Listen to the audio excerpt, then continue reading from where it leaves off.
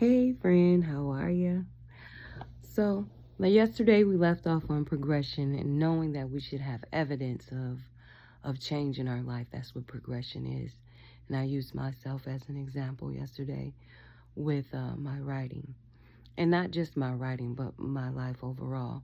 So, when we have vision in our lives, we should be in the process of learning, like I said before a couple of days ago, having that excitement like a toddler, open to learning.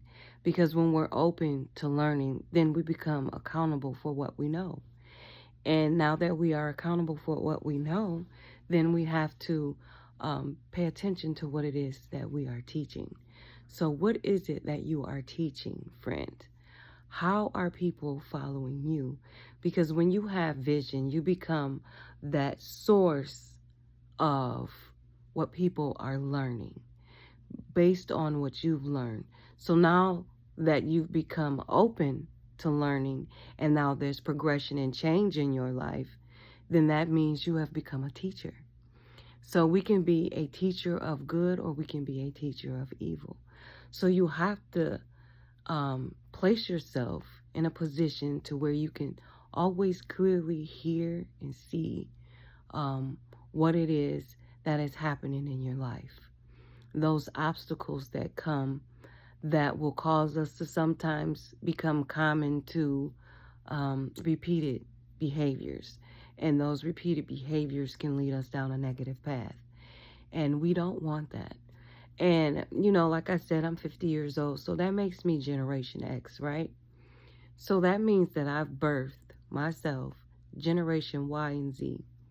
So Generation Y and Z have already birthed the Alpha generation. And I talk about my grandson a lot. He is that Alpha generation.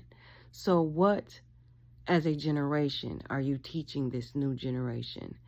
Because Generation X, we've seen it all. There's nothing new to us. So it is our responsibility to rise up as these new elders, as these new teachers, to make these children aware of what we know is good and bad.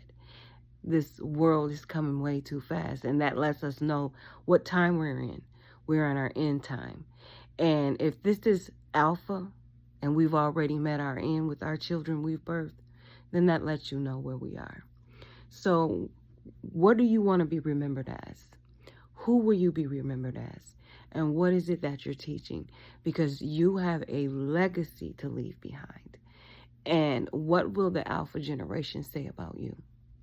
So be blessed, friend. Please keep your path clear and your mind clear.